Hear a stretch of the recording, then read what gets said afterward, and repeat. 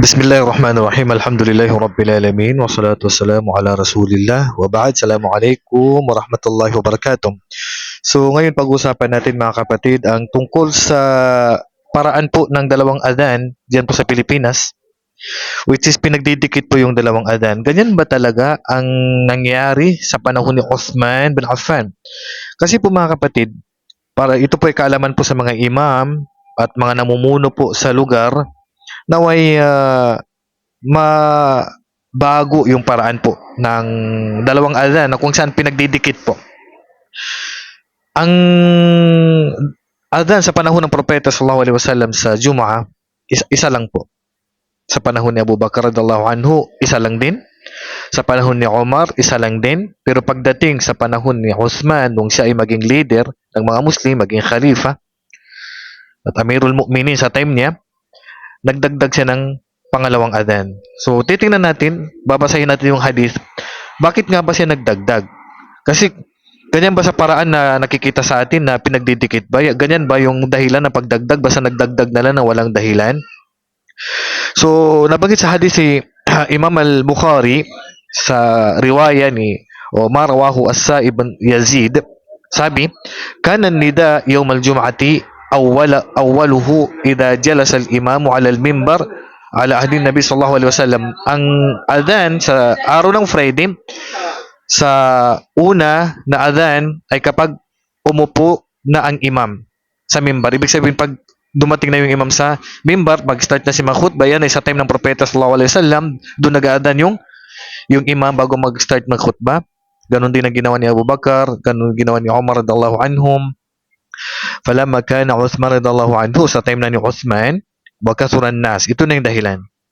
Wa kathuran nas, at dumami na po yung tao. Zada nida al-thalith ala az-zawra, rawahu al-Bukhari. So nung dumami na yung tao, at dagdag ng paliwanag ng mga ulama, at dumami ang mga bahay, so hirap nang marinig ng mga tao na araw pala ng Juma'a ngayon. So dahil sa pagdami ng tao, pagdami ng bahay, nagkaroon ng maraming distance, malalayo na po yung mga bahay, kailangan silang bigyan ng babala, bigyan ng warning na ngayong araw na to ay Juma'a. So nagdagdag si Uthman ng pangatlo. O nagdagdag siya ng adhan kasi tinatawag din po kasi yung iqama na adhan. So nagdagdag si Uthman ng adhan. Anong dahilan? Kasi dumami ng tao, dumami ng bahay, malalayo na yung mga distansya ng mga bahay, hindi nakakaingat yung mga tao.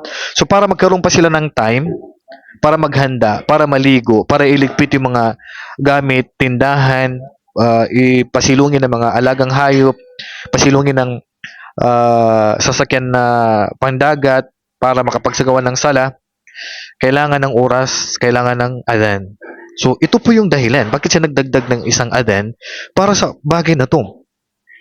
Kasi nung dumami ng tao, nagdagdag si Uthman ng adhan. Kaya sabi ng ating mga ulama ngayon, dahil sa dami na po ng masjid, at halos magkakalapit lang po yung mga masjid, sabi ng ibang mga ulama, pwede na rin tanggalin ang pangalawang adhan na to. Pwede na rin tanggalin ang yung unang adhan. Sapat na yung isang adhan lang. Sapat na ang isang adhan kung magkakadikit na po yung mga masjid at malapit lang po yung mga bahay sa masjid na yan, so sapat na po yung isang adhan. Pero kung magkakalayo po yung bahay, tapos isa lang po yung masjid at malalayo po yung mga bahay, so mainam, depende po sa pinuno sa lugar o sa imam, pwede sila magdagdag ng isang adhan. So ang dagdag na adhan na ito ay hindi po dapat magkadikit lang, kasi ang nangyayari sa atin, pag nag-adhan, din papasok yung imam, din magsalam, then magdagdag ng adhan uli. So hindi po ganoon mga kapatid. Hindi po ganito yung paraan na ginawa ni Uthman bin Affan. Sa panahon ng Propeta sallallahu alaihi wasallam, ginawa niya rin yung dalawang adhan, pero may dahilan. Hindi yung nagdagdag lang na magkadikit. Halimbawa sa buwan ng Ramadan, dalawa kasing taga-adhan ng Propeta sallallahu alaihi wasallam sa Ramadan. Unang taga-adhan niya is si Bilal bin Rabah, pangalawa si Abdullah bin Maktum, yung bulag. Kaya sabi ng Propeta sallallahu alaihi wasallam, kapag nag-adhan na si Bilal, pwede pa kayong kumain. Ibig sabihin may time pa. At kapag nag-adhan na si Abdullah bin Maktum, hindi na kayo pwedeng kumain, fa innahu la yunadi illa an yuqala lahu asbahta. Hindi siya nag-adhan maliban fajr na.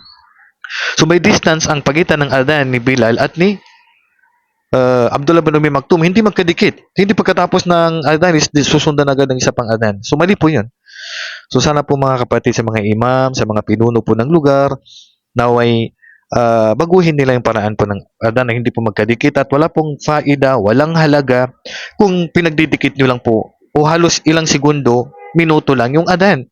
Pagkatapos ng adan, nauna, magsasalam yung imam din, isusunod yung adan. So, hindi po nakuha ang pinakalayunin kung bakit nagdagdag si Usman. So, nabanggit mismo sa hadith na nagdagdag si Usman dahil dumami na po yung tao. Para mabigyan sila ng warning, makaingat sila, makaligo, makapagligpit, may sara yung tindahan, yung magsasakam, naisilong yung mga kalabaw, baka, ganun.